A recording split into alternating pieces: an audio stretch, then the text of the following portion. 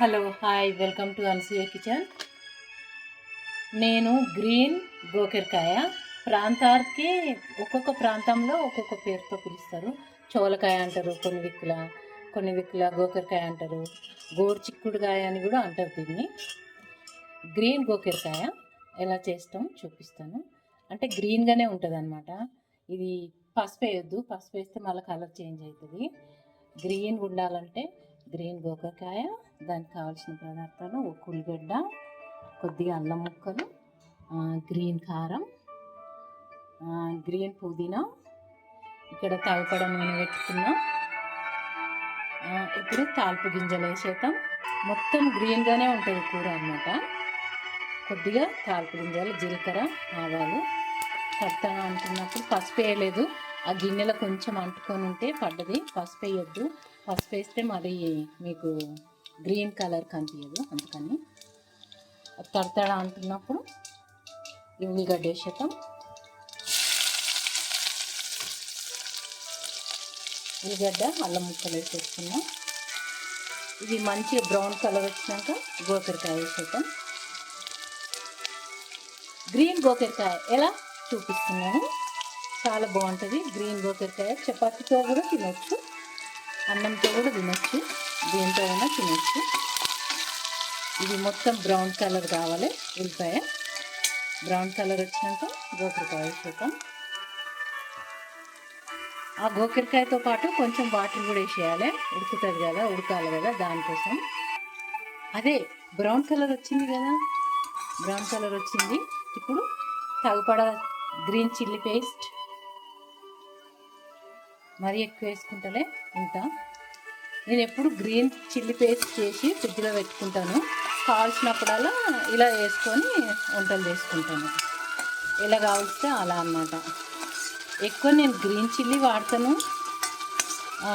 Red కారం పొడి చాలా తక్కువ, కొన్ని మసాలాల కూరలలో ఎక్కువ వాడతాను. నాకు ఇట్లా గ్రీన్ గోకరకాయ చాలా ఇష్టము. దీంట్లో నేను అల్లం ముక్కలు వేసుకున్నా, కానీ మీ దగ్గర ఉంటే ఎల్లిపాయలు కూడా వేసుకోండి, చాలా బాగుంటుంది. ఒట్టి ఎల్లిపాయలు, అల్లం లేకుండా చాలా కమ్మగా వస్తుంది. కొద్దిగా ఫ్రై అయినాక గ్రీన్ చిల్లీ పేస్ట్ కొద్దిగా ఫ్రై అయినాక ఇప్పుడు గోకరకాయ గుమ్మరించుకుందాం. గోకరకాయ వేసేసి దీంతోపాటు కొంచెం వాటర్ కూడా వేస్తున్నాను నేను, ఉడకాలి కదా అందుకని. ఇప్పుడు కలిపేసి మూత పెడదాం. ఒక 15 నిమిషాలు మూత పెట్టి వెయిట్ చేద్దాం. 15 నిమిషాలలో ఈ కలర్ ఎలా అవుతుంది చూద్దాం. గ్రీన్ గోకరకాయ దీన్ని మూత పెట్టి వదిలిపెట్టేద్దాం. అప్పటి వరకు నేను రొట్టె పిండి తీసుకుంటాను చపాతీ చేసుకోనికి. వెయిట్ చేద్దాం ఒక 15 నిమిషాలు. లైట్ పోయింది, చూపించడానికి కరెంట్ లేదు. గ్రీన్ గోకరకాయ ఎంతవరకు వచ్చిందో చూద్దాం. మూత తీస్తాం. తగపడ ఉప్పు వేసేసిన నేను ఆఫ్ ఉడికినాక. కరెంట్ పోయింది నాకు, అందుకని చూపించలేకపోతున్నా. మంచిగా ఫ్రై అయ్యింది. ఇప్పుడు పుదీనా వేసేద్దాం.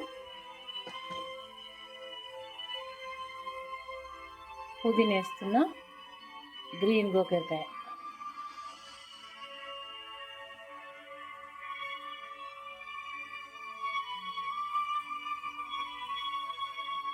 చూడండి, తగపడ వేసిన.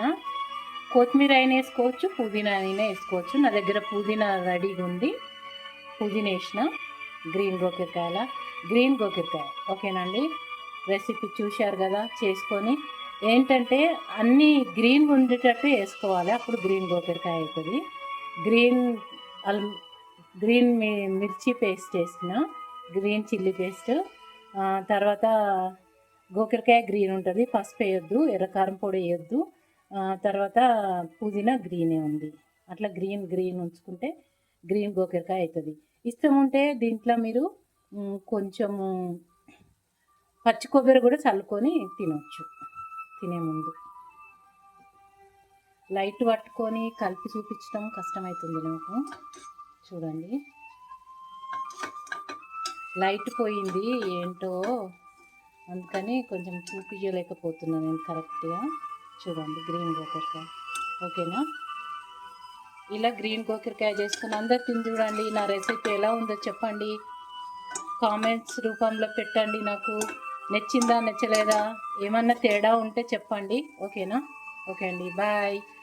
సబ్స్క్రైబ్ చేసుకోండి, లైక్ పెట్టండి ఒకటి. ఓకే అండి, బాయ్ బాయ్.